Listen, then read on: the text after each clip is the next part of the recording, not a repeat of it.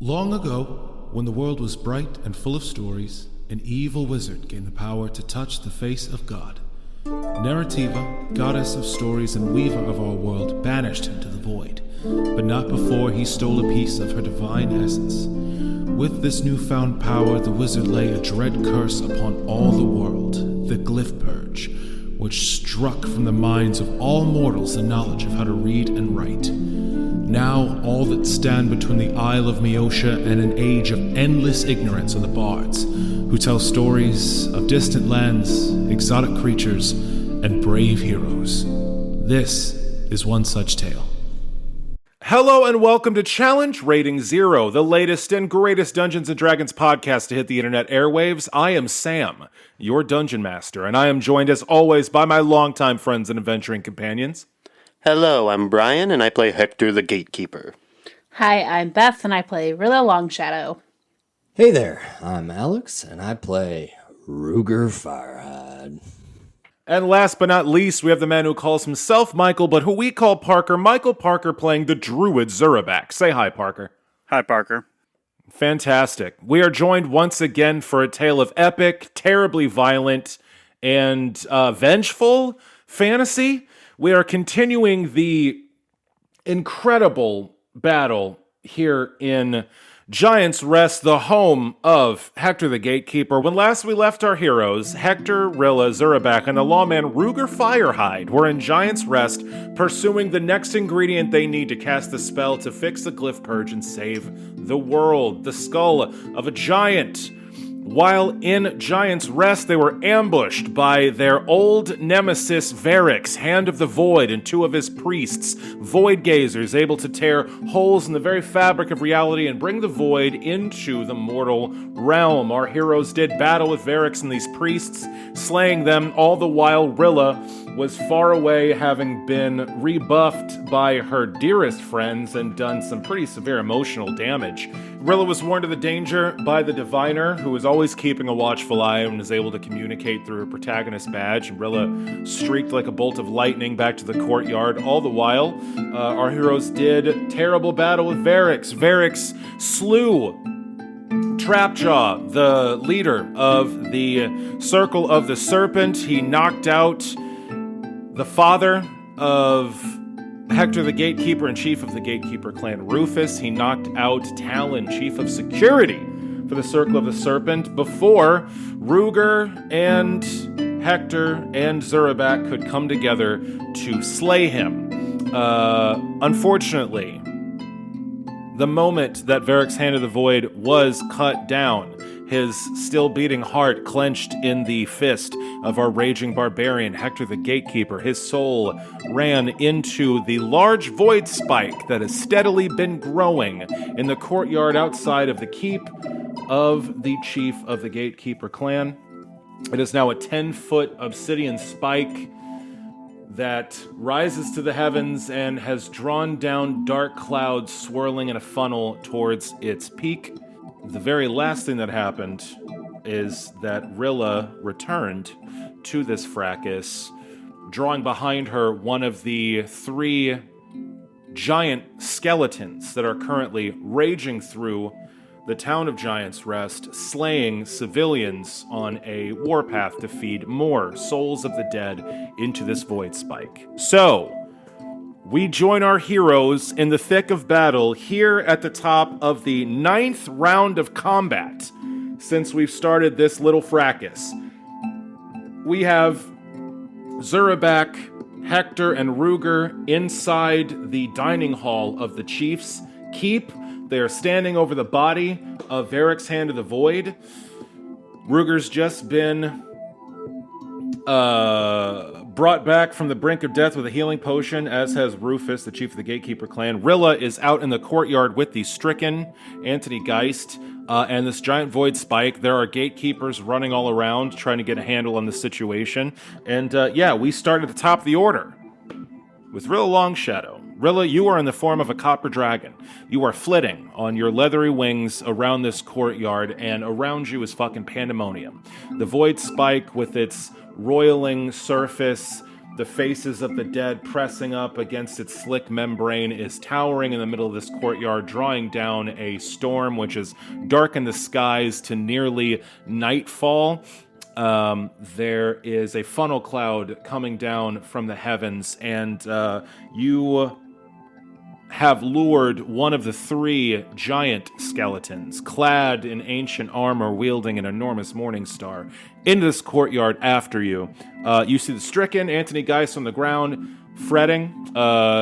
He seems to have been blown backwards from the spike when it swelled into this new size. What would you like to do? Well, my goal was to lure it as close as I could to the void spike and then try to have it attack the void spike with me like in front of it, but not too close because I don't want to get sucked into that thing. Sure. But now I'm wondering if I should try and trip it. But I don't think the copper dragon form is going to be dexterous enough for that. So let's try and just have it attack me and hit the void spike. That's what I want to do. Okay. You move yourself forward and flap your leathery wings as your draconic form slices through the air, and you hover a bit in front of this void spike between you and this giant. You try to give a semblance of some sort of opening so that you can slip to the side as soon as it tries to attack you. We are going to rule this as a feint. You're going to use your action to roll a bluff check against this giant to try to pump fake it into attacking the void spike instead.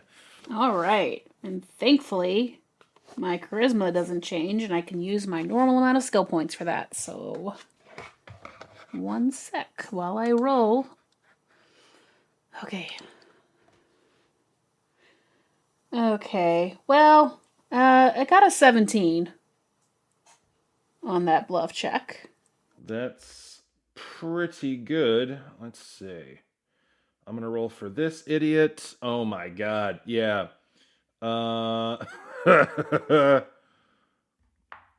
Yeah. Fantastic. Yeah, that is a successful pump fake. Yeah, you plant yourself in front of this void spike and leave yourself open, and you have the full attention of this giant who is now running full tilt towards you, some 12 feet tall, even without his head, which has been snatched from his body by the servants of the void here trying to thwart your plans. I'm waving my tail at him so that I like flash the copper, you know? Absolutely, yeah. Yeah, it's amazing. And now he is barreling towards you, ready to strike. We're going to have to wait till his turn to see how all of that goes. But yeah, you have drawn this thing's attention and are set up for a lovely pump fake right in front of the void spike. That brings us to Zurabak. Zurabak, you are inside the chief's keep. There's blood and death all around you. Trapjaw, the head of your druid circle, is dead in his humanoid form. Yeah, I don't know that. Leathery old halfling on the ground. There's a bunch of dead druids all around you. Rufus, the chief of the gatekeepers, is being held in the arms of his soldiers and is barely recovering, covered in bruises and blood. And Ruger is also being raised up off the ground, braced by allies. You see Hektor in front of you, bloodied, battered, and there's a big commotion going on outside the doors. What do you do? Let's see. I suppose Hektor doesn't look great. Hektor does not look good. His face is bloodied. He's got an enormous welt on the side of his head. It looks like he's got some broken ribs. He's favoring one leg. He has been ravaged by Varix. I suppose I'll give him a cure critical wounds then. My word. Chalk it up, fans. Chalk it up. Zurabak is casting a healing spell. Is this the first on time? an ally, no less. No, he did it once before. I assumed I was going to have to use it against undead. Was that before my time? Because hopefully I you don't will. remember him healing anyone. Yeah, He's definitely healed Hektor before. Yeah. Okay, it was early on. Before me, it doesn't count. So, Let's throw out the whole cannon before Ruger joins up. 48 plus 12. 26. Nice. What does it look like when Zurabak, King of the Shock Lizards, Champion of the Goats, yada yada, heals somebody? Say the whole thing. Emperor of the Rats, Duke of the Island Eho, Zurabak the Unburned. What does it look like? Void Eater. Void Eater Zurabak. Christ. Probably just doesn't like glow or anything, but the person touched probably starts like mending stuff, skin collecting back. So it's like a body horror thing. You just touch someone and their wounds start to like nastily knit together and bones pop back in place. Yeah, we're trying to leave scars here. Excellent. Yeah, it's not a gentle process when Zurabak heals you. It's like a werewolf transformation in reverse. I love it. So yeah, Zurabak places his hand on Hektor the Barbarian, and Hektor, your wounds shore up. You get this boon of health points to top you off. Nice. Zurabak, that is your standard action. Do you want to move or go anywhere?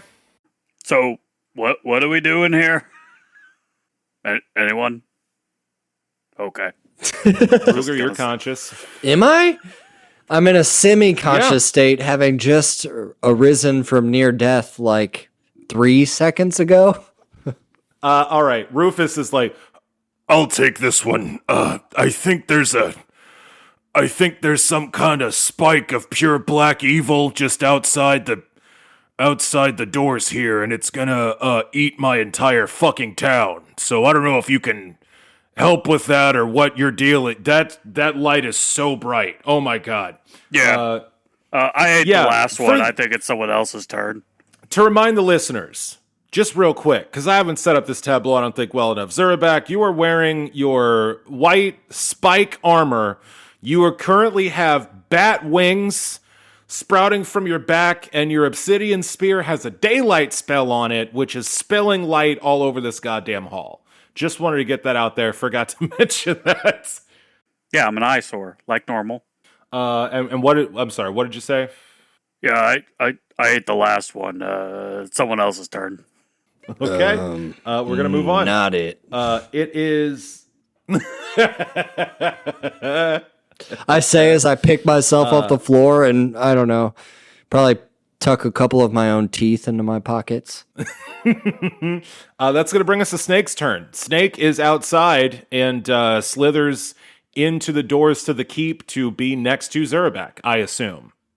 Yeah, probably. And then he probably tries to start eating Mr. I Can't Talk. I don't remember his name. He's dead. Yeah, Snakes finally slithers up to you all, having caught up with this mad dash, and starts noisily devouring the corpse of Varix. Delightful. Hektor, the gatekeeper, it is your turn. You've been bolstered by health points. It is the 9th round of combat. How much longer do you have in your barbarian rage? Let's see. I started raging on the 3rd round of combat. Now here I thought it was the 2nd. It took me 2 rounds to climb. And then I started raging once I had finished climbing on the next turn. Makes sense. So I have 1 more round of rage. I will end it on my next turn. Is there anything... The giant's still a ways away, right? There is nothing in this room that is a threat. There is, in the courtyard, just outside these doors, a void spike and a giant like 30 feet away from it. So there's a giant in the courtyard. How far away from it is it? Pretty far. Like, I don't know, 60 feet, we'll say. Am I able to see the void spike and Rilla from where I am? Yeah, the giant double doors aren't open, but there's a sally port for smaller folks to get through. That door's open, and it's fucking chaos out there. You see the void spike, you see the stricken like on his back on your side of it, and on the other side you see a fucking copper dragon and a giant skeleton. Trying to think what I can do here. Sorry, one sec. I want to double check something. He's double checking something, folks. Triple check it, just to be certain. Our listeners will wait.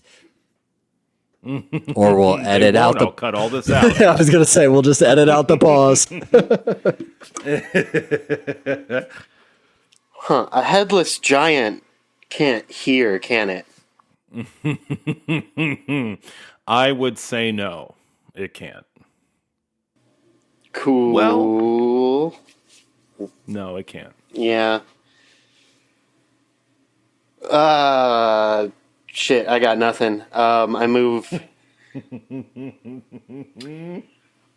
over just to, like, the doorway, because I see that Rilla's doing something, and I don't want to fuck that up. Yeah, it's great. You limp your slightly less bloodied and battered body over to the doorway of the keep to peer out. Hey, Brian. God forbid Hektor fuck up something Rilla's doing. Am I right? Oh no. Oh no. Oh God. The trauma is palpable, folks. Too soon. Oh God, it hurts. Yeah. So yeah, Hektor, as you get to the door and see the scope of everything, yeah, the void spike is 10 feet tall, and the sky outside is black with dark clouds. There is a funnel of clouds that's starting to descend over Giant's Rest, like a stalactite trying to reach down to touch this void spike. And as you watch, you see the sky is strafed with this strange phenomenon. It looks almost like lightning, except it is jet black, even darker than the boiling clouds in the sky. It looks like spiderweb cracks in a pane of glass almost, and you realize that this probably is lightning tainted with the void. Every one of these weird void bolts makes the courtyard darker, just like a regular lightning bolt would make it bright as day for an instant. And they're flashing this blackness and getting more and more frequent. That's what you see outside. That makes it Ruger Firehide's turn. Ruger, you've been picked up off the ground. You've just been healed slightly from the horrific blows that Varix rained upon you. And yeah, you're in the dining hall. You're surrounded by some gatekeepers. Rufus and Zurabak are in here. What are you doing? So Rufus is up. Talon is still down. Talon's still down. So Ruger's gonna pick himself up off the floor, and shake off the cobwebs of near death, and then he's going to limp over to Talon and lay the hands of Protos upon her. And hell yeah, I'm gonna paladin shit. Yeah, and I'm gonna go ahead and I'm gonna give her 11 health points. I'm gonna keep one in my back pocket just in case somebody else goes down. Wink, wink, nod, nod. But I'm gonna go ahead and pump 11 points of having a seizure there. Shut it, Zurabak. And I'm that's great. You lean down over Talon's unconscious form, and you reach out a hand. And what does lay out hands look like? I don't know how much we've gotten into this over the campaign. I can't remember using this too often. What does it look like when you lay on hands? I honestly think I've only laid hands upon myself in this campaign. If I healed anyone else, I don't recall that, but I definitely recall healing myself at a past junction. But effectively, I don't know. I assume my hands glow with the light of Protos. As I lay hands upon this woman and some of her wounds stitch back together, and as she comes back to consciousness, I say to her, "Easy now, easy. Come back to us. Got pretty close to dying there, so take it slow." Her eyes flutter open as you lay a glowing hand upon her forehead and wrest her from the doors of death. And she, for a moment, is glass-eyed, and then she snaps to focus and sits upright, almost, clipping your chin as she bolts up to a sitting position. She says, "Where is that motherfucker? Where is he? I'll fucking kill. Is that what? Oh God, what happened? What happened?" Snake's eating him. Ate him. I think he's digesting him. Where's Trapjaw? No, gods, no. Her gaze sweeps upon the decrepit old halfling whose body lays upon the floor, wearing naught but a loincloth and a large lizard fang on a leather cord around his neck, and she crawls over to the body of Trapjaw, now in his humanoid form, and just sort of cradles him.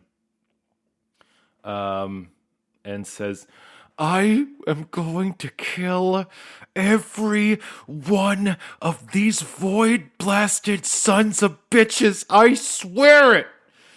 Damn right we will. Where are they? Who's left? She stands up quickly to look for enemies, and then she kind of swoons on her feet and braces herself against the table. Still not 100%. Well, ma'am, for now, there are other troubles afoot, but you are near to death's door, and I'd ask only that you guard Trapjaw's body and let us protagonists see to the rest of these problems. Help is coming, I've already been told, but please, just for now, sit tight, keep yourself out of trouble, and make sure that kindly soul, his corpse, is taken care of. She stares daggers at you for a moment at these instructions, but she quickly softens and nods and sinks to a seated position by Trapjaw's body. Yeah, that's her action. Do you want to move closer to the door or stay where you are? Or what? Yeah, there's a growing void spike outside, and the devil is currently trying to fix that, so I'm going to move in that direction. Excellent, yeah. It is, speak of the devil, the Stricken's turn. Anthony Geist is laying on his back. There is smoke curling up from his hands, which are blackened and shriveled as if he's held them to a fire. He is staring up at the sky. You see him between these bursts of blackness raining down from the heavens, and he's shaking his head slowly. No, it's not supposed to happen like this. This isn't supposed to happen like this.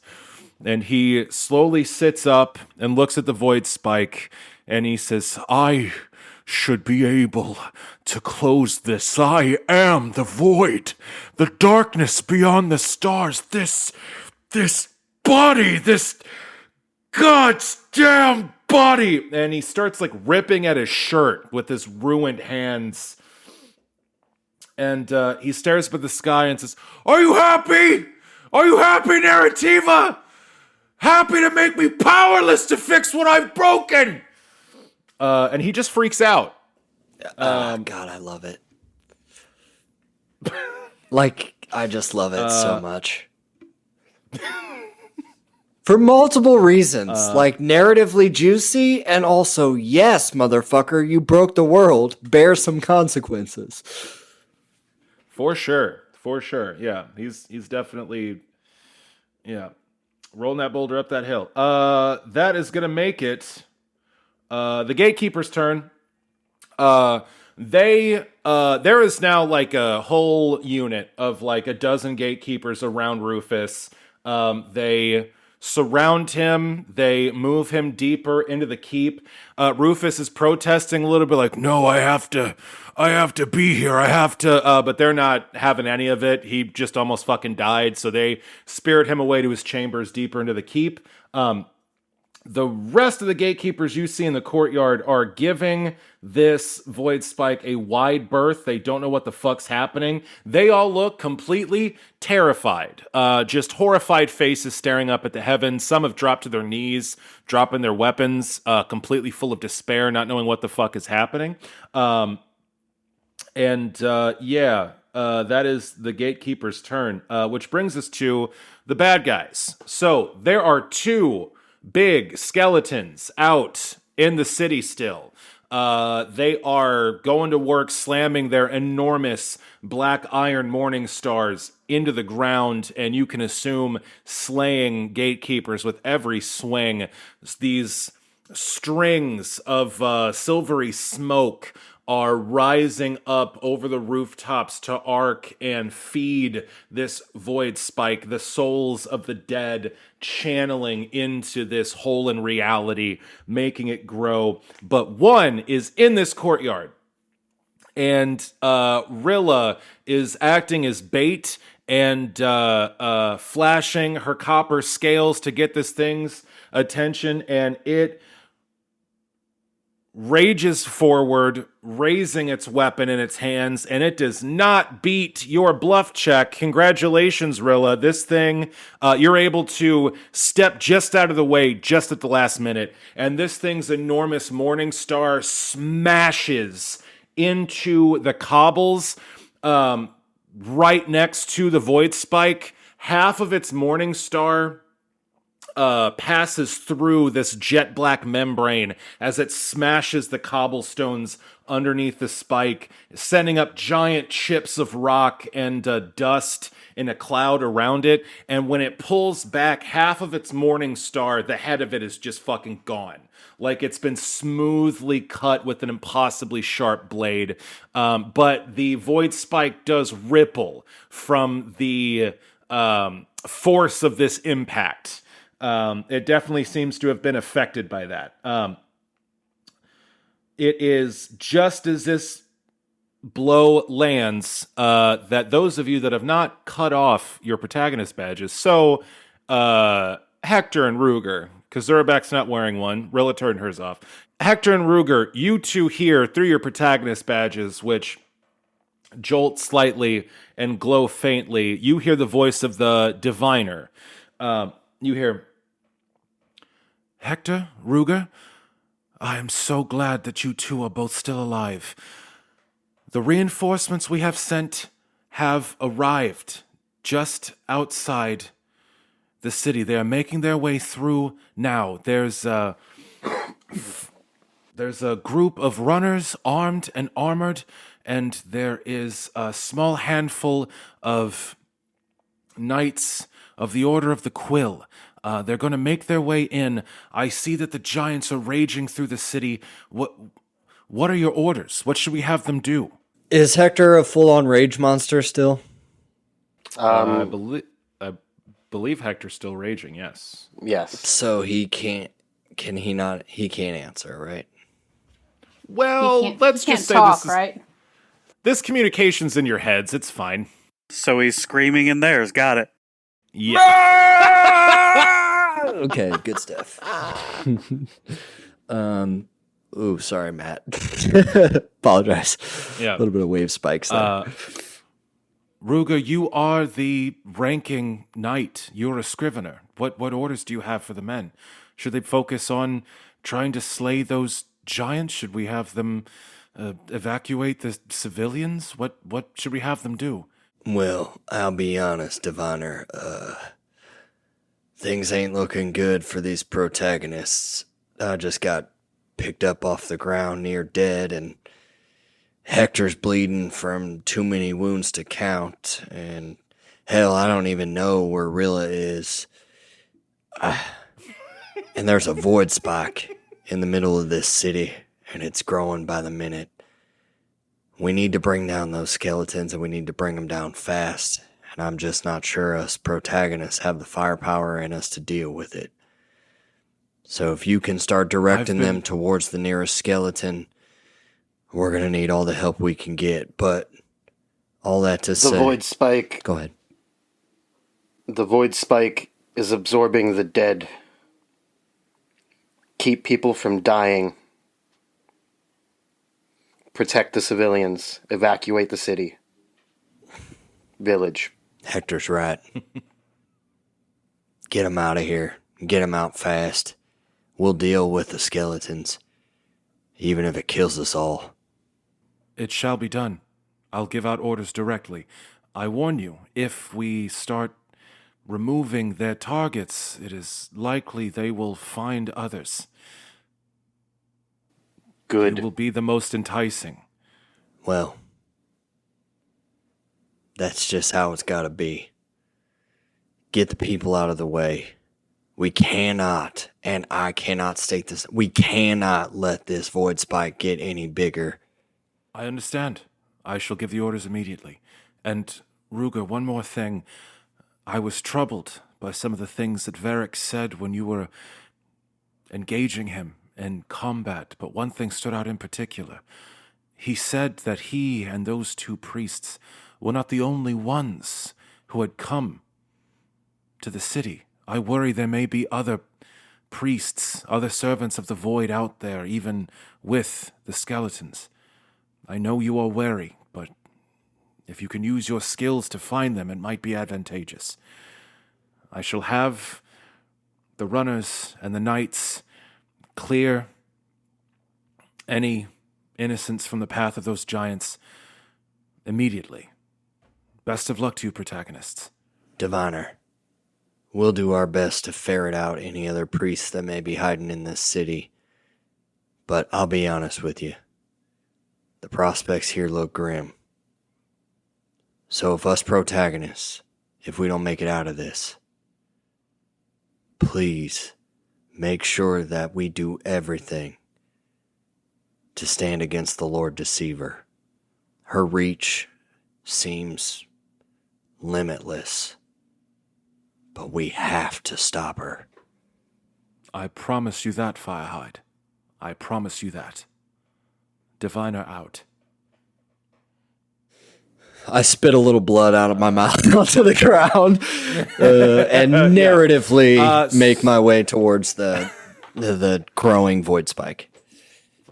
So yeah, I guess we're leaving now.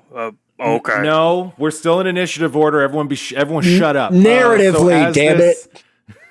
As this conversation, yeah, I narratively kill 5 bad guys. Shut up.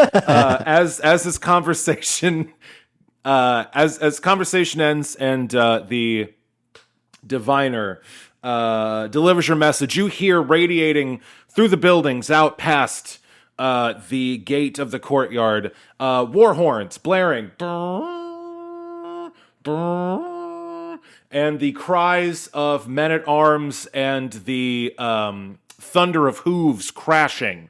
And the giants out there seem pretty fucking perturbed and distracted. They are shifting their shoulders around, trying to focus on new foes as you hear the reinforcements crashing into them outside the gates of the courtyard. Fantastic. And that brings us back to the top of the order. It is round 10, y'all. Rilla Longshadow. You have successfully pump-faked this fucking giant. Half of its morning star, half of the head of its morning star has been sheared off by this void spike. It did smash into the cobbles and hit the void spike a little bit, and it did wobble. You saw a reaction to this, physical mass like entering the void spike, and that impact definitely did something. It is your turn. What would you like to do? Okay, now I want to try and trip him into it. Fantastic. Yes. So I want to flit around his feet and try to make him misstep and stumble into the spike. That's what I want to do. Okay, well, that's going to be a trip attempt, and there's rules for that. So cool. I don't know those rules, though, because we hardly ever do them, so. I'm looking them up right now. Don't you even worry about it. Awesome. You got to make... Well, here's the thing. is you got to make a touch attack, and you're going to provoke an attack of opportunity. Okay. So if you're cool with provoking an attack of opportunity from this thing, you can definitely try to trip it. Yeah, fuck it. Yeah, that's that shit. That's that shit. All right, you are going to make an unarmed melee touch attack. Okay. So yeah, roll an attack roll. You are in dragon form, so you can use your natural weapons for this, I assume. Yeah, I was gonna say my melee attack would be a bite, which is a +11 melee. Would that be? Yeah, use your bite. Make a bite attack against this thing's touch armor class. Oh, I rolled a 4. Does a 15 hit the touch? Does a 15 hit the touch armor class of a giant? Yes, it does. You absolutely lay hands on him. So you flit around this giant. You get your jaws wrapped around one of its leg bones to try to trip it up. It is going to swing its massive Morning Star down at your body to fuck you up as you are going about this work. Yeah. It rolled a 23 to hit your armor class. Oh, yeah, it does. How's that AC looking? All right. So you are going to take. Oh boy. You're going to take 36 points of damage. Okay. As a giant's Morning Star slams down. You get your jaws in this thing's leg, and it just turns its Morning Star like straight up and down and just slams the spiked tip into your scaled body. And you feel some of your bones bend and your scale snap under the weight, but you can continue with this trip attack. You're going to make me a strength check. Okay. Yeah, sorcerer. Strength check. Well, I just failed because I rolled another 3. So that's a 4.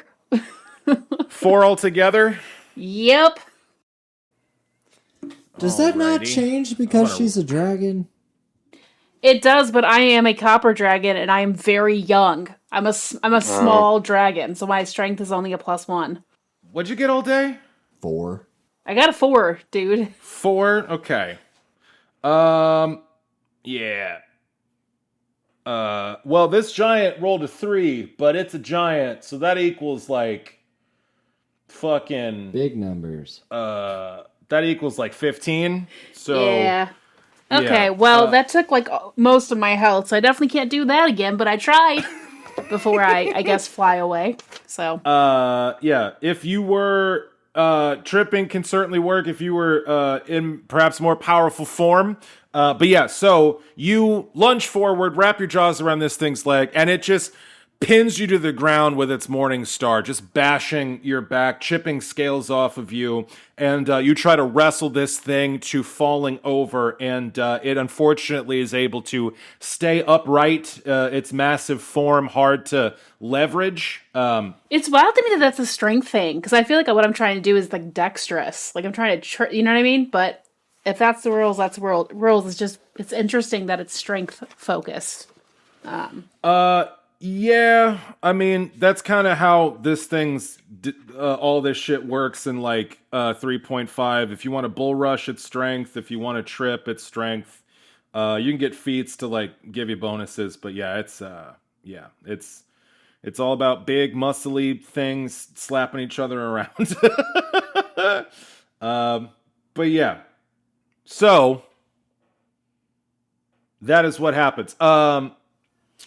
Do I still have any movement, or is that like everything? Because I would want to. That was your action, was that trip attack. You can certainly try to move. This thing already used its attack of opportunity this turn, so you're free to... so I want to get away from it. So yeah, I flit up. I mean, I have a speed of, what is it? I can fly 100 feet in a round. So I get out of its range of hitting me.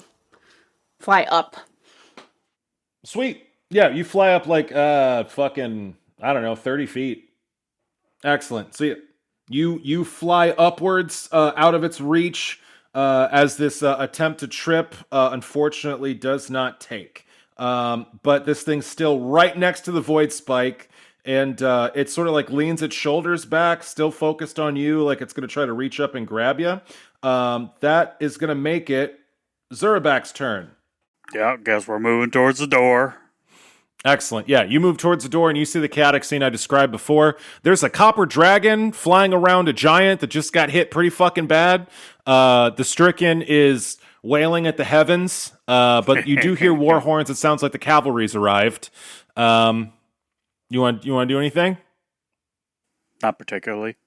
Fantastic. It's Snake's turn. He's eating a guy. As that Snake makes does. it Hector's turn. Hector, it's your turn. All right. Last round of rage. That's going to end at the end of this turn. Okay. How far away is the giant from the void spike presently? The giant's standing right next to the void spike. All right. Let's do this. I charge. I charge into a bull rush attempt. Hell yeah. You got improved bull rush, didn't you? I did get improved bull rush. Hector the Gatekeeper, keeper of the gates, with his last round of his barbarian rage, surges forward out the door of the keep and throws his shoulder into this giant, trying to push it the fuck over. Fantastic. You move into the defender space, and yeah, you're going to make opposed strength checks. Strength. You're going to make opposed strength checks with a giant. Yep. All right. So, just trying to make sure the goat's strength is still active, right? Yeah, it's going to be there for a while.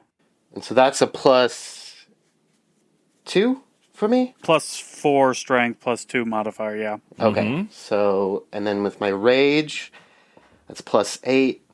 With the charge, it's +10. And with improved bull rush, it's +14. I get +14 to this roll. Nice. Holy shit. Yeah, that's fair. I rolled 1. Oh my god. Oh my god. Well, it's a check. It's not a saving throw or a attack roll. Let's see what I got. That's an attack roll, isn't it? Or did you already touch it's an him? opposed strength check. There is no touch attack. Oh, you don't have to bull touch rush. for bull rush? Nope. No. You There's make those an strength attack of checks. opportunity, but that's bypassed by the. So yeah, there's no critical one here. So I got a 15 You got a against 15. a fucking giant. Should be fine. This thing rolled. Let's see. You motherfucker. This thing rolled a 2, so it got a 14. Fuck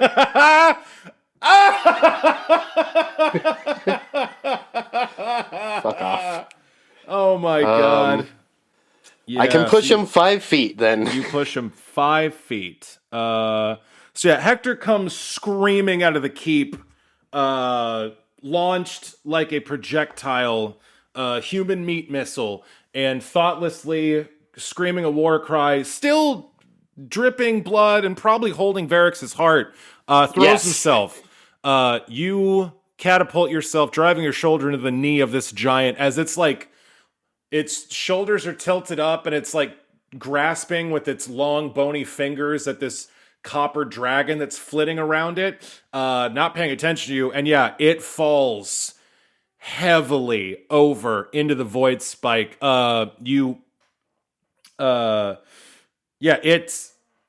Its giant body falls into it, and the spike the spike ripples its surface, undulating like a pebble dropped in a pool of water, and it sags a little bit under the weight of this skeleton before it starts straightening back up. The skeleton almost completely smothers it. Its body crumples, and its bones turn an even paler bleached white and start cracking with these spiderweb cracks. Its armor starts to rust and deteriorate. And there's now like a giant corpse sprawled over the base of this void spike. It is still peeking through its rib cage, but this thing is like quivering. And it seems like that definitely made it a little smaller for sure. Yeah, congratulations. You knocked this giant right into that fucking spike. Good shit. And then it's, I can't believe you both rolled terrible. My last 3 rolls in this game were a critical 20, a critical 20 again, and then a 1. Yeah, that's fair. Balance as all things should be. So yeah, and then your turn's over and your rage ends. What happens when your rage ends?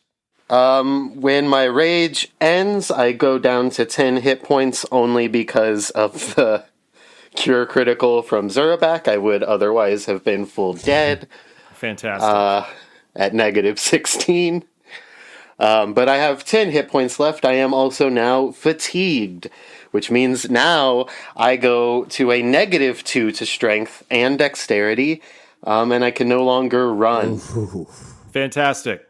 So after that titanic effort to knock over this giant that Rilla so cunningly distracted, your ferocious barbarian rage finally gives out, and you sag. You feel all of your extra health points, your strength and constitution all leave you, and you are completely fucking winded. You are wheezing, feeling newly the pain of all these wounds that was dulled before, that the pain just blossoms inside your skull. Yeah, that adrenaline rush wears off, and I am suddenly hyper aware of my broken ribs. Yeah. He broke a lot of your ribs. Yeah. I also have broken ribs. Oh my god. Twinsies! Yeah. All right, nicely done. So that's Hector's turn. So yeah, it looks like knocking these giants into the spike can work if you get just enough bodies on top of it. The spike does look smaller, but it's still sticking up through the remains of this skeleton. It looks like it's slowly devouring it. Ruger Firehide, it's your turn. Have I made it to the courtyard, or am I still in the? Yeah, you're out there. All right, so I see Hector bleeding out in real time, and I see the stricken having a crisis of identity while trying to fight the absolute void ripping its way into reality. There's giant skeletons in the distance. Maybe I saw a dragon get smacked real hard with a mace. There's a dragon flying above the spike right now. All right. I'm going to pull out my ace in the hole. I'm going to move over to near to the stricken. Mm-hmm. And assessing the dire nature of this scene. There's no immediate enemies around me besides the skeletons looming in the distance, right? Yeah, there's 2 skeletons still in the distance. But nothing close to you that you can see. Okay. All right. Here's what I'm going to do. I assess the scene. I recognize just how bad it's gotten out here. Make my way over to the side of the stricken. And then I'm going to drop to my knees and start praying. What? Praying to who, Ruger? To Protos, the god of the protagonists. Mm-hmm. And I'm gonna drop to my knees, and I am going to beseech Protos, and I'm going to say something to the effect of, "Now, Protos, I know you got a lot on your plate, and I know I've only been truly devoted for you for a short amount of time. But damn it, God, things are not going well down here. There's death afoot, and the void is growing with every passing second. Please, Protos, give me the strength, or better yet, the wisdom to see my way through this darkness." And then I don't know what to do, because I'm nearly dead, and there's giant skeletons, and one hit from those, and I'm actually dead. And I don't know how to help the stricken deal with that spike, and I don't want to distract him from that. No, that's perfect. You sit and you kneel, and you send up this prayer, asking for guidance, asking for wisdom. You feel a sense of peace in all this chaos. You feel a sense of connectedness in your prayer. You feel for a moment the divine oneness that connects all creatures in the material plane. But in a moment, that connection, that warmth, that purity of purpose and spirit feels like it is snatched away from you. One moment you're kneeling, you're praying, and your devotion is spilling out from you, and you feel a sense of shelter and security in your faith. And the next moment, it's just gone. You're just sitting there, out of this reverie, and the stricken is staring at you with large eyes and says, "Of course, that's it. I need more power. I need faith. I need you to believe in me, Ruger. I can close this. I can fix this, but I don't have the power I once had. I need the faith of mortals to give me the strength to make this go away. Can you believe in me, Ruger Firehide?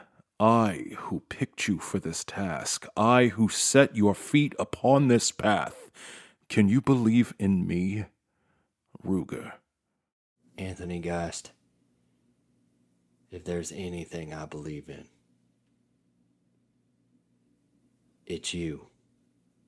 You made this mess, and it's Narrativa's divine will. You are the only man who can fix it.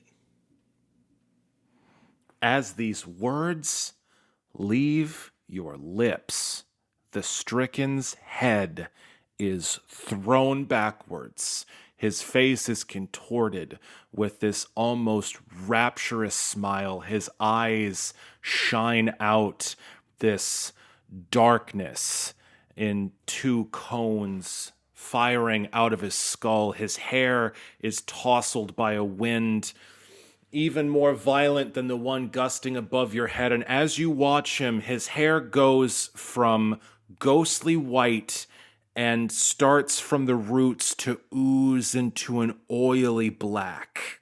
His skin becomes paler, a little sallow. His cheeks become sunken, and he gets wisps of dark circles underneath his eyes.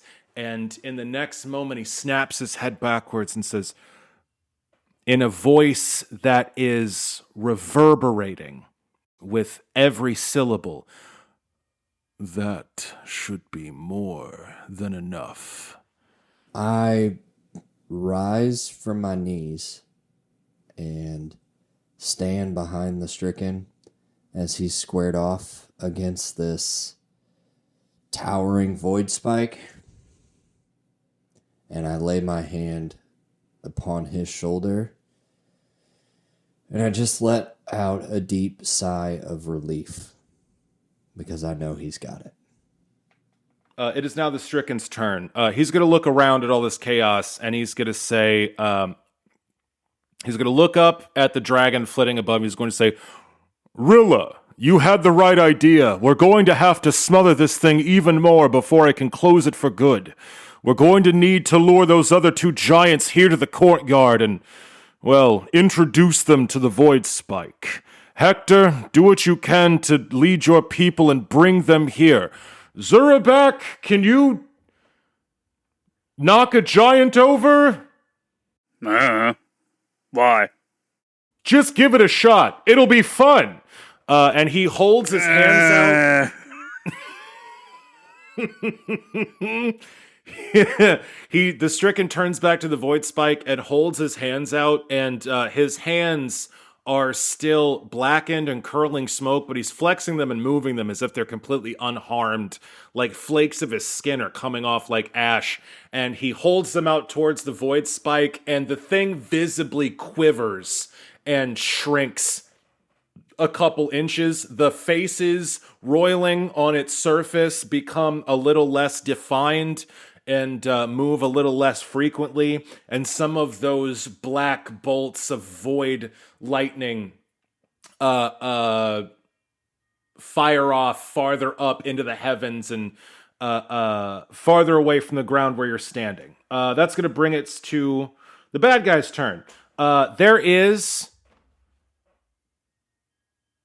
only one threat left that you all can see, and it's these two skeletons. There are currently no more of these silvery strings of souls swooping through the sky. It seems like whatever backup has arrived, they have cordoned off where these giants are attacking. It seems like the spate of murders has been a little bit, has been contained. And then you all start to hear the sound of galloping hooves coming closer to your direction, and you see these giants turn their shoulders towards you and start stalking towards you on their long legs. Boom, boom, boom, coming towards you.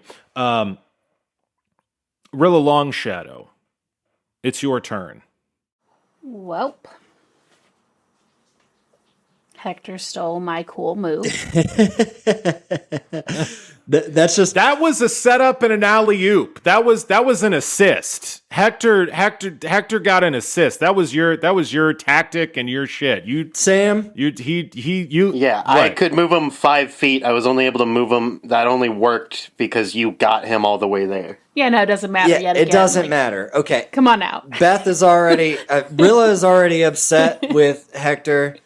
Know, so this is just one more, I don't know. Yeah, Rilla got her ass stomped pretty hard, then Hektor stole her kill. So.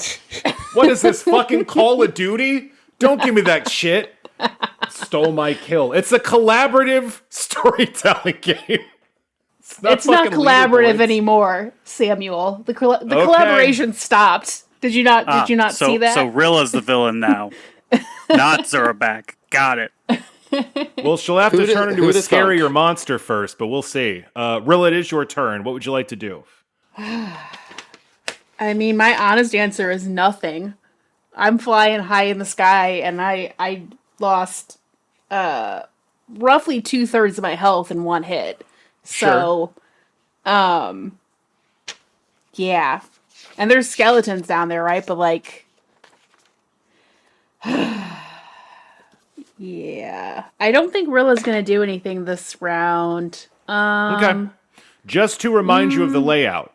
You're in this courtyard. There's a void spike. That's out in front of the doors to the keep. And there's like a ledge with crenellations above the doors, like, what I say, 50 feet off the ground. If you want a place that's safe, that you can like stand and still fuck shit up with spells or something, like there's places to go. You're totally chill staying where you're at, but that's just so you're aware of the terrain. Yeah. Maybe that's cool. Maybe you can cast fireball, It's true. I guess I look for a place to land, and I asked Rutherford what he thinks we should do. Rutherford says, "Mistress, if we are to get the attention of those giants and place them where we want, we'll need to present ourselves as a decent threat. There's a crenellation over above the door. If we station ourselves there, we'll be out of their reach and you can rain hell on them. I don't think your fleshy friends have much more to give. They'll need your help or they'll follow your footsteps into the void." I doubt they'll be as easy to bring back as you were. All right. I guess that's a good idea. Yeah, so Rilla lands on that crenellation, and I think she's gonna turn back into herself, because this is not a particularly strong polymorph. Yeah. It Great actually for mobility, though. It has less health than Rilla does, so yeah. So Great. So yeah, you wing over in your copper dragon form. You alight upon this crenellation like a gargoyle, and swiftly your form changes. Your scales becoming skin, your fangs becoming teeth, and you once again take up the form of Rilla Longshadow, elven sorceress. You have a commanding view of everything going on from up here, and you can see from your high vantage point on this crenellation, the void spike below you, your companions Hektor and Ruger down there with the stricken. You see out on this like main thoroughfare where the gate to this courtyard opens up to the rest of the city. There are like 20 riders, and like five. There are 20 riders with silvery armor, blowing war horns, but in front of them are like 5 centaurs with breastplates, and they are just like swarming in a circle around these giants, throwing civilians and shit out of their path and trying to clear every civilian out of the way from the giants' rampage. And that is what you see. And the skeletons, are they gone? The skeletons are among this group of like riders. Like your reinforcements are like running circles around these giant skeletons. They've cleared out all the civilians, and the skeletons are trying to hit them with their morning stars. They're like clipping some of the horses, but they seem to be mobile enough to stay out of the way. But these riders do not look like they're equipped to take these giants down, like at all. They're trying to swing swords at them. They're denting off their armor. They don't seem to be very well equipped for like the size of this fight. All right. Are they within fireball range? Well, that all depends on what fireball range is. I gotta look it up. I think it's ridiculous. Yeah, I want to say it's like 100 feet range, 400 feet plus 40 feet a level. Oh my god! And I have 10 levels of magic, right? So 800 feet. Are they within 800 feet? And is there a 20-foot radius spread that I can drop a fireball without hitting a knight? Oh my god! Yes, yeah, they are absolutely within fireball. Holy shit! Absolutely, yeah. Cool. So I do that. What does it look like? I think it's like a bead. I would like it to be. I want it to almost look like an arrow, like a flaming arrow that's being sent from her hand. Because I would like them to know where it came from, right? Absolutely, yeah. So I think it's like a bead of fire, and then it kind of explodes into like a ball at the very end. Fantastic. Yeah, you raise your palm, and a bead of flame in the shape of an arrowhead forms there. And as you direct your palm outward, your clothing fluttering in this dark storm as you stand upon this crenellation. You fire out this mote of flame which arcs beautifully through the sky, this single point of light soaring through the heavens in this beautiful arc before it descends upon these skeletons and erupts in a ball of hot fury, roasting these giants as it does. What is the saving throw for this fireball spell? It's a DC 16 reflex for half damage. Okay. Well, their saves, as you can imagine, the reflex saves aren't good. Yeah. Neither of them get the saving throw. Excellent. Cool. So let me roll 10d6, which is not going to be as great because I'm doing it online and I missed 10d6? Holy shit. The shuffle. 6, 7, 8, 9, 10.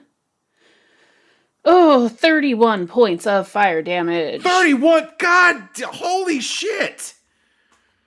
You just did 31 damage to both. Fuck. Yeah, your fireball erupts in this perfect sphere of scorching flame. You hear the explosion and the rumble even over the storm back where you're at. Yeah, everyone else, you just see like a fucking bomb go off outside the gate, perfectly encapsulating these two giants, not harming any of the riders below, and their bones are blackened, their armor is white hot, and they both turn and start making a beeline directly towards the courtyard. Nice work. Goddamn. Thank you. Yeah. Jesus, that's 31 points of damage. Fuck.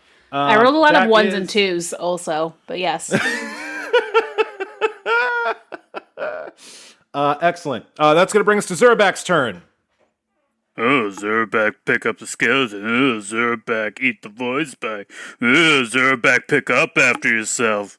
Nag, nag, nag. Zurabak meanders towards the void spike. Cool. Yeah, you walk up to the void spike looking radiant with your sunlit spear and your giant wings. Yeah, there is a enormous skeletal corpse that is, it looks like this thing fell down and the void spike, like, impaled it. Its substance is starting to crackle and come apart, but it looks like it's like partially smothering this void spike. Like a big log thrown on a flame, the void spike's, like, moving around it, but it's, yeah. I guess I throw another log on the fire. You just start picking up like pieces of the skeleton and throwing it into the void spike proper. Yeah, the big ones. Fantastic. Yeah, roll me a, let's just say this is a strength check. Roll me a strength check. What's the modifier for 32? That would be 11. Okay, I got Top a of my head, 29 baby. then. God damn. Yeah, you pick up both this thing's fucking legs and just fold them in half. With the cracking of bone, you just hurl giant chunks of bone directly into the void spike, which wavers like a flame every time a giant chunk of substance hits it. And yeah, it starts to shrink. Oh, Zurabak, don't eat that. Blah, blah, blah.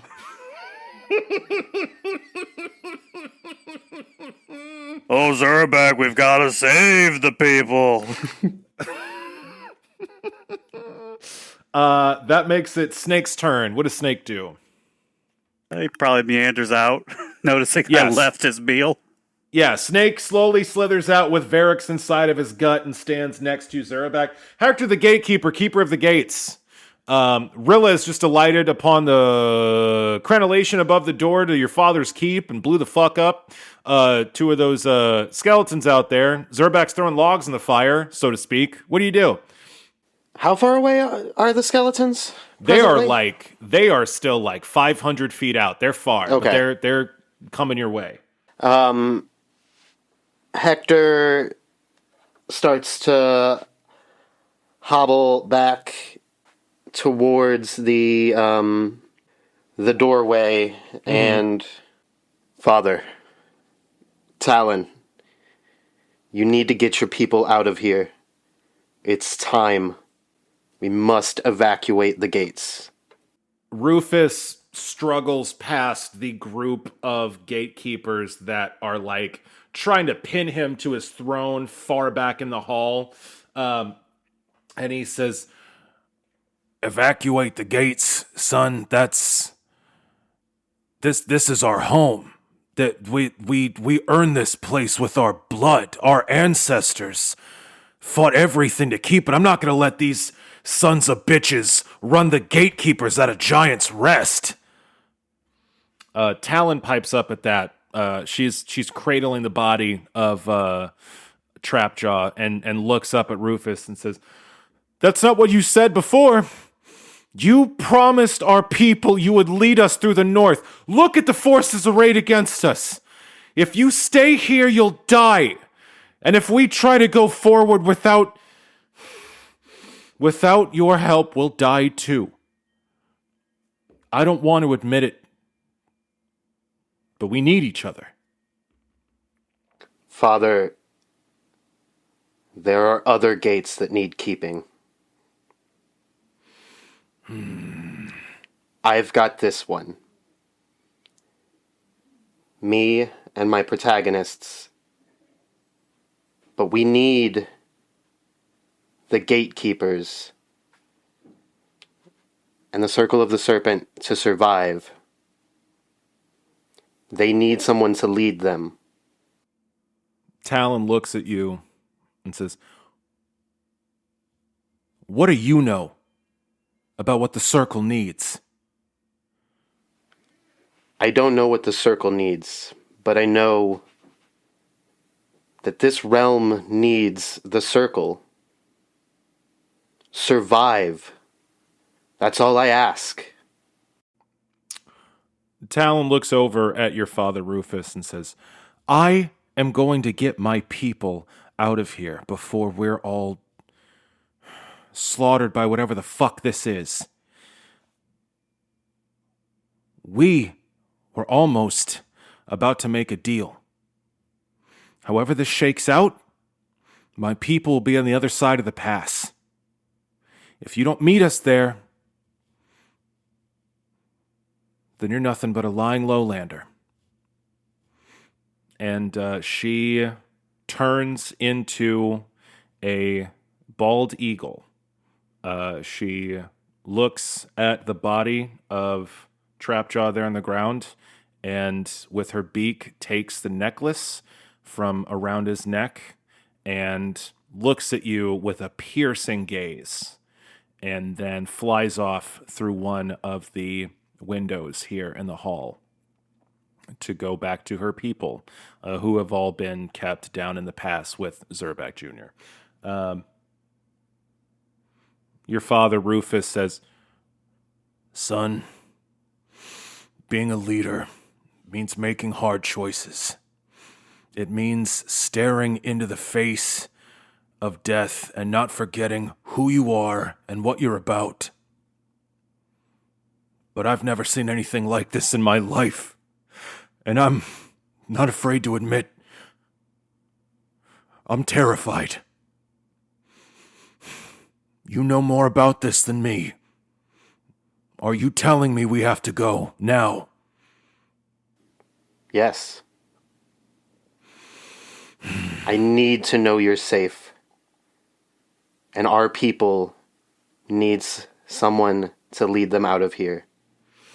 your father looks around at all the men surrounding him, trying to pin him to the throne. They all have worried and terrified looks in their faces, and he sags for a second, and then he stands up and says, "All right, men, you heard the boy. We gotta get everyone out of here.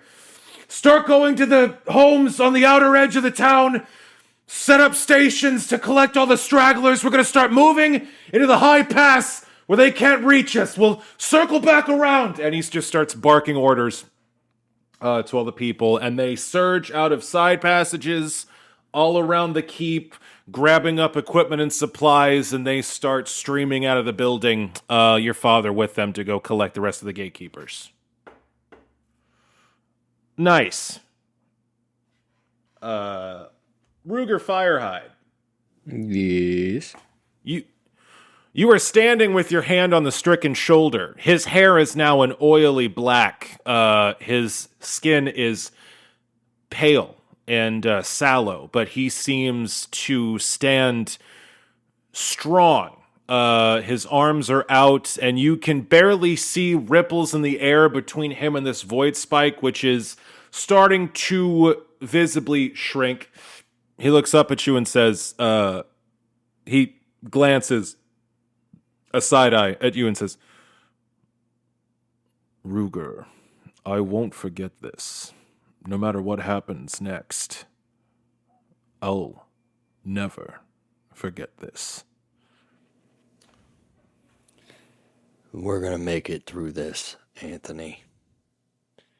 You, me, and all of Miosha. One step at a time. "Excellent. It is your turn. Do you got anything? You want to do anything? You're just chilling by the stricken, lending him your support." Yeah, I hesitate to throw myself back in battle because I'm totally going to die if I do that. So, Do you still That's have some lay on hands you could throw I at have yourself? 1 health point, Just for safety? which is not going to make a massive difference in that equation. Oh, I don't know. I'm saying Just gotta believe in yourself like you believe in the no. devil. All right, yeah, that hurts a little bit, but okay. No, I'm gonna save that 1 lay on hands just in case anybody goes down. Gotcha.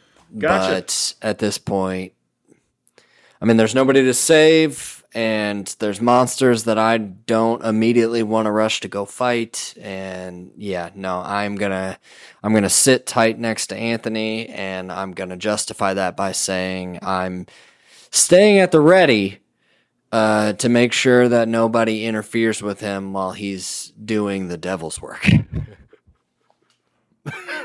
Absolutely. The gatekeepers are evacuating. The druids Hey, Sam? are... What's up? Real quick, I'm sorry, I forgot that I got wrapped up in dialoguing, and I forgot to do the one like actual mechanical thing that I wanted to do, which was cast Cure Moderate Wounds on myself. Can I have done that, please? Sure, yeah. That's fine. Yeah. Okay, How many points do you get?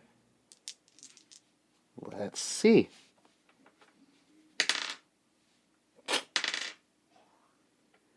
Great, I got 8 hit points back. Excellent. Yeah, so you top yourself off as your father's leaving. So the gatekeepers are evacuating, the druids are evacuating. That makes it the skeleton's turn. We got 2 big jack skeletons with their giant weapons, and they are focused purely on the courtyard and whatever the fuck just blew them up. And they are going to full fucking sprint. Their long legs carrying them swiftly over the ground at a dead fucking run, just completely outpacing all of the riders swirling around their feet, trying to distract them, making a beeline towards the gate. And with their long legs, they close in quickly. They are like 200 feet away from the doors to this gate. They are swiftly closing in. Just massive titans, the ground thundering under their every step, swirling wind from this funnel cloud, whipping dust and rock everywhere, their armor gleaming in the strange alien light of these void bolts raining from the heavens. It is a terrifying sight. Rilla Longshadow, it is your turn. Well, they're not here yet, so I guess I throw another fireball at them.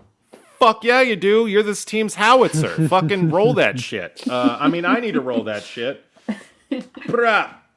Everyone gets so excited about the shape change and we forget that you can just blow shit up. Yeah, neither one of them made the saving throw. They're giants. Also, they're full sprinting, which I think gives them... Yeah, they didn't get the saving throw. How much damage? 6, 7, 8, 9, 10... 38 points of fire damage. Oh my god! You blast giant chunks off them. Another one of these arrow-like motes of flame arcs into the heavens and falls right onto these giants, and it erupts, and their bones blacken and crack. Giant chunks scorch and flake off of them. They're streaming ash behind them as they run fully into this ball of flame. And yeah, parts of their ancient armor like fall off of them. They look fucked up as they surge forward through this onslaught, but they are definitely still coming. Zurabak, it's your turn. You got most of this giant into the pile. There's still like the arms. How long till the other giants get here? Like next round, they'll be there. They have to go past me? Yeah. I mean, they can if you move over a little bit, sure. Yeah, let's prepare an action to trip when they come by. Let's see how that goes. That's great. Yeah, that's great. All right, Snake's turn. Snake gonna do the other one. Okay. He's just a big roadblock. Look at him. Absolutely. So yeah. cuddly and roadblocky.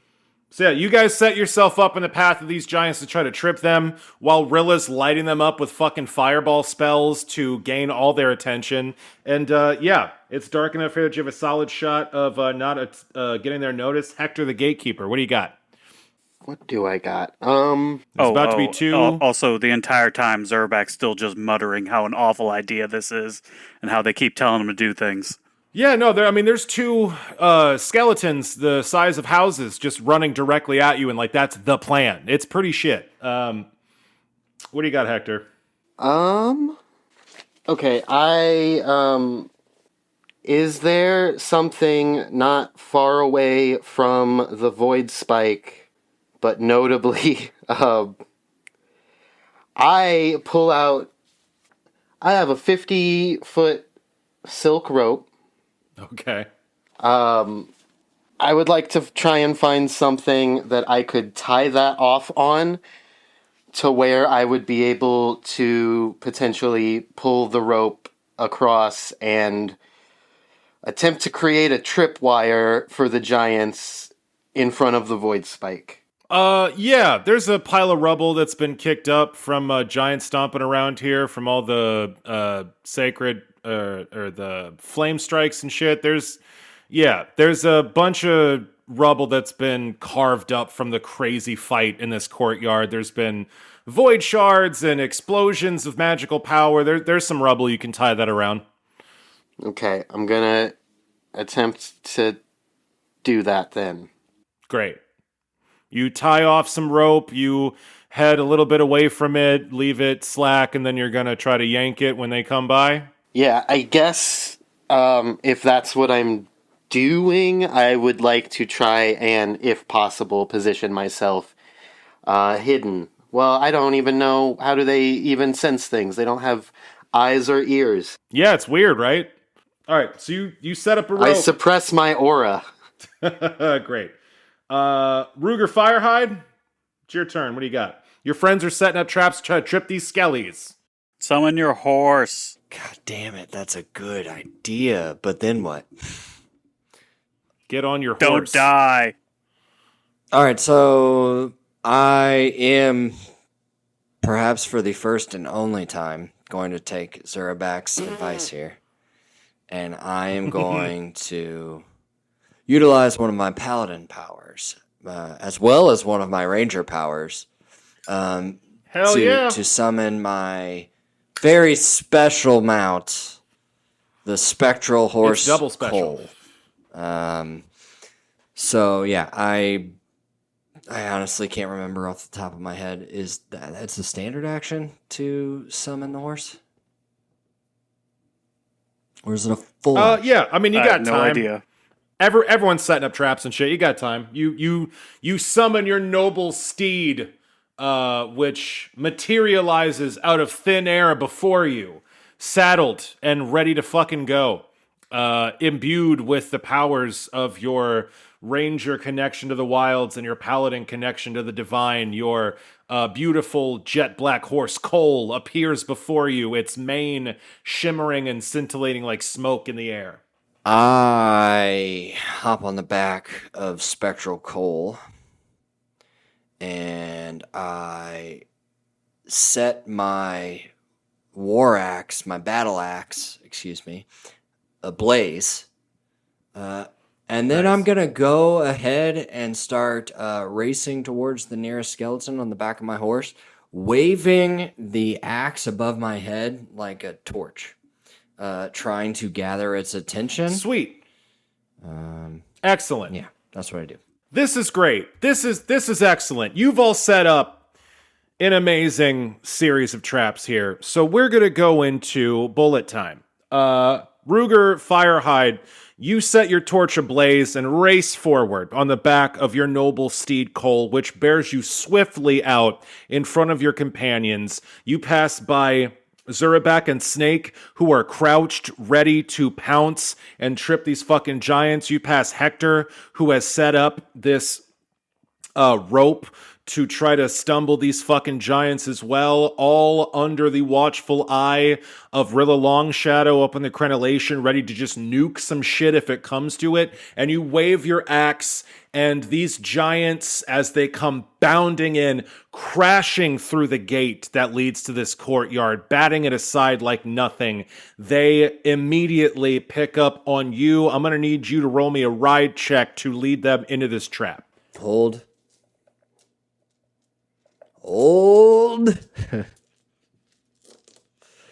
Lose! Okay, sorry. All right. Well, that is spectacularly good. So that's a 19 on the dice. And my modifier is solid. So it's hard to do the math on that one. No, yeah, you got like a plus 15 on that. Yeah, that is insane. You turn on a dime, your horse's hooves like skidding on the cobbles as you get just out of their reach and then race forward past all of your friends on a beeline towards the void spike, your flaming axe, a beacon guiding them through. The giants thunder along, making their way right towards you. They're going to pass by... who is out front, Hektor or Zurabak? Hektor, did you set up in front of Zurabak or behind him? I'm set up where I could tie off, is all I really know. I'm not sure you're out how... front. They pass by Hektor first. Hektor, two enormous giants are stampeding right past you, getting just in line with your fucking trap. I'm going to need you to roll me a strength check to snap this line and see if you can slow them down. Okay. Rage has ended. The -2 is offset by the goat strength. So this is just a straight up my normal strength check. Let's see. Ooh, nice. Okay, 16 on the dice for a 20 total. All right. You pull your rope taut, and you are able to hold it. Your exhausted muscles are barely able to keep hold of this thing, and this rope cuts into your palm as the giants stumble into it. Their massive frames and momentum snap that rope like a twig, but they do stumble as this rope snaps from the force of them surging forward. They are a little off base, and that brings them into Zurabak and Snake. If y'all are going for trip attacks... Yep, go for it. Yeah, attacks of opportunity. You lunge out to the sides, trying to batter these giants. Let's see. They swing at you as you throw yourselves against their legs. I got a... Let's see. Oh, those are both hits. Yeah. I got a 20 fucking 5 to hit you, Zurabak. And I got a 30 something to hit Snake. So, yeah. Those are gonna be hits real quick. Wow. Wait, what was it to hit Snake? 30 something. Okay, close. Very close. Okay. Zurabak, you're gonna take 38 points of damage from a Morning Star. And Snake is gonna take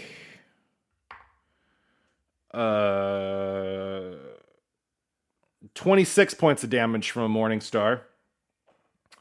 And roll me those strengths for you and Snake as you try to trip these fucking giants. Touch attacks? Yes, touch attacks. Hold on, you said 38 for me. Yes. 38 damage Z. Where'd my thingy go?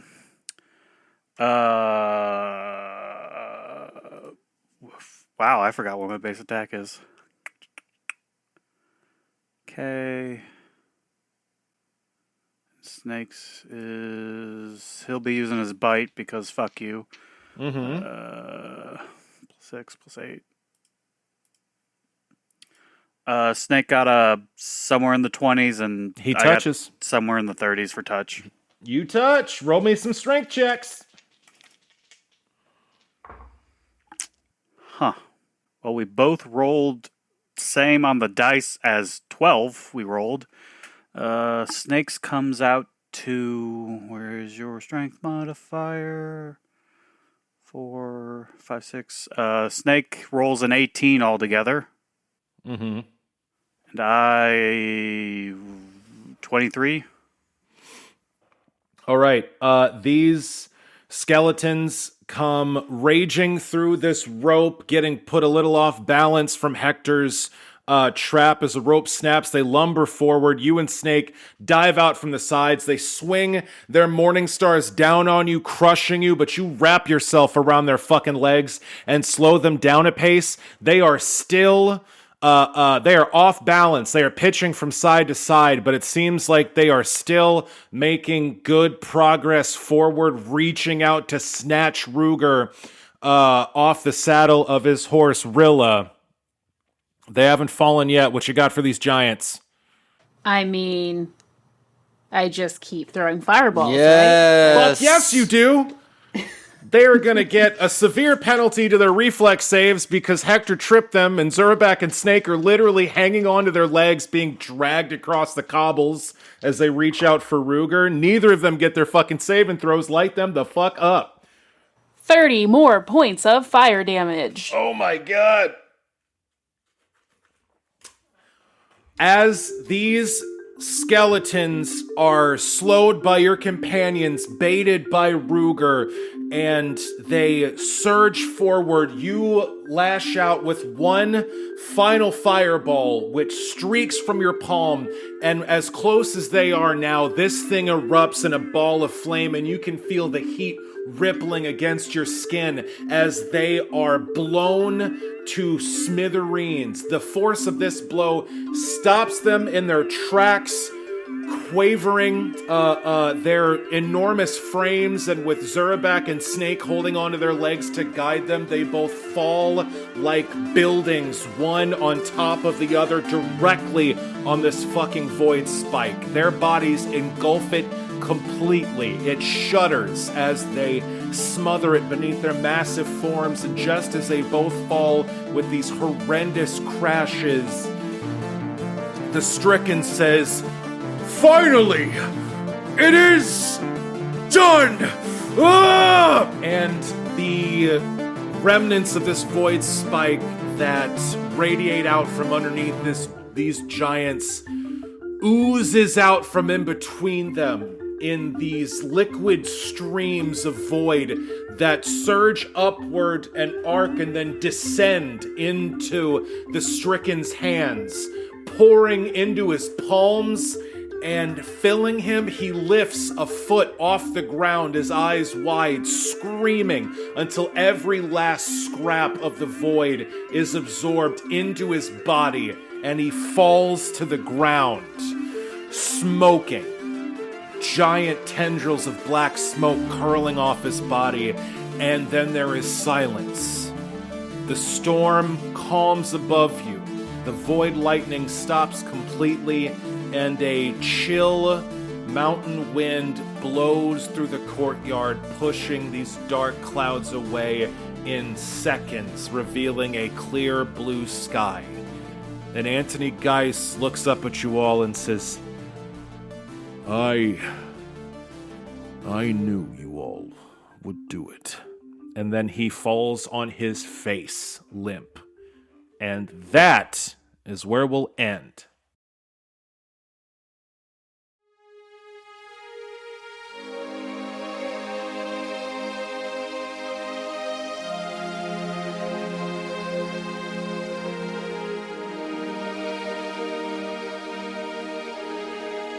Greetings, dear listeners. Once again, and for the last time, it is I, Anthony Geist, greeting you here in the host's normal lair. You have just heard the finale of this epic battle at Giant's Rest. There may be additional threats to find, but I don't think our heroes will be quite so distracted from here on out. In our next episode, I suppose you'd call it, they will be back in this studio answering the host's inane questions. At least, until they can no longer be spared. Until next time, dear listeners, keep those dice turning. Hey there, dear listener. Sam the DM here, checking in with the credits at the end of the show. Challenge Rating Zero was edited by the incomparable Audius Prime, aka Matt Sims. You can find more of his work at audiusprime.com. Music for Challenge Rating Zero, including our amazing theme song, is provided by the harp wolf Danielle Williams. You can find more of her work at danielletaylorharp.bandcamp.com, including her album Why Are We Surprised When Seasons Change. Additional music for Challenge Rating Zero is provided by Justin Ra. You can find more of his work at justinra.com, including his album Age of the Spirit. If you want to find us on social media, we are on Facebook and Instagram at Challenge Rating Zero. We're at Twitter at Challenge_Zero. And if you'd like to email us here at the show and send any questions for As the Dice Turn segment, you can send any emails to challengeratingzero@gmail.com. Any questions we receive will be read on air. If you'd like to support the show, we are on Patreon, patreon.com/CR_ZERO. We've got some bonus content on there for you folks if you are interested. And if you can't support us fungibly, we ask only that maybe you take some time to give us a review, recommend us to a friend, all that good stuff. Thank you so much for listening. We're still trying to make the best show we can for you folks. We're going to keep on keeping on. I hope you all take care of yourselves and each other out there. We'll see you next time.